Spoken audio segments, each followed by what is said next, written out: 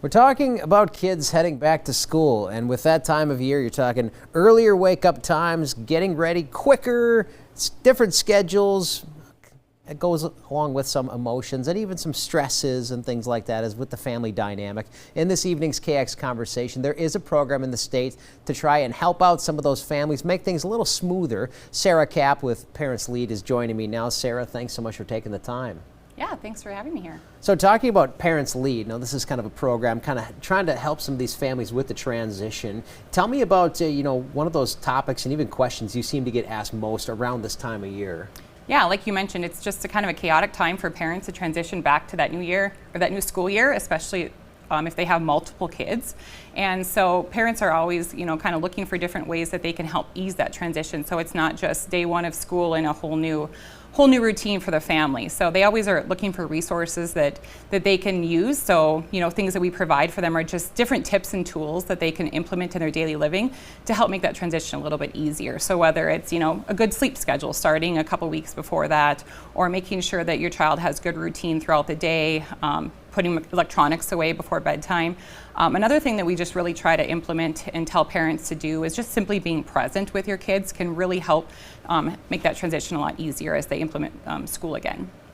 Those little, I guess, whether it's traditions, routines, things like that, that might, make things a little easier, and especially as the kids get older where they seem a bit more disconnected, but anything that seems to surprise parents. I know when they talk about that I can't get my son or daughter. It's one-word answers at dinner time. How was school today? It was fine. Everything else. But what are you really finding as far as really trying to open up that dialogue and everything with a lot of these families?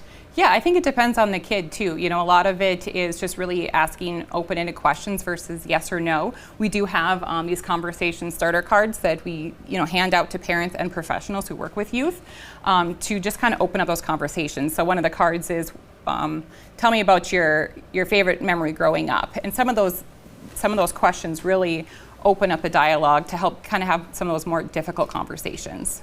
It's always kind of nice to it, especially you. So you've got and professionally printed, but some of those you can kind of see it. But basically, can you think of a time you were afraid and faced your fears? Anything, kind of run the gamut. How do you know if you are feeling stressed? So it really is, or even something simple like describe your perfect weekend. I mean, even something like that. Is it something that invites sort of an open-ended, like sit down, let's play a game at the table kind of a thing? But something like that, even if it could be your evening, where for just one night, maybe we're not so much focused on homework. We're getting to know basically what's going on in their lives. How well does that work with a lot of these families? Yeah, parents really find those little tips and tools that they can implement every single day really beneficial.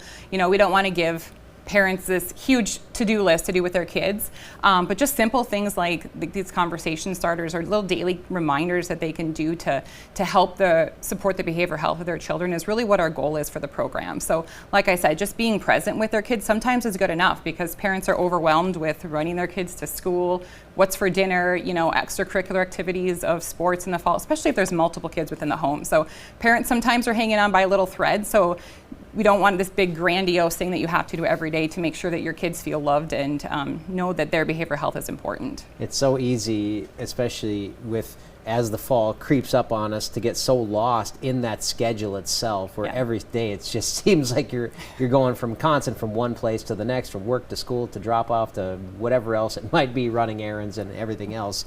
But it's nice to know that Parents Lead is there and can have some helpful resources for some of these parents if they feel like they may be struggling. My guest once again is Sarah Kapp from Parents Lead, joining us, talking about that as the fall routine falls upon us, whether we like it or not. Sarah, I want to thank you so much again for taking the time. Yes, thank you so much for having me.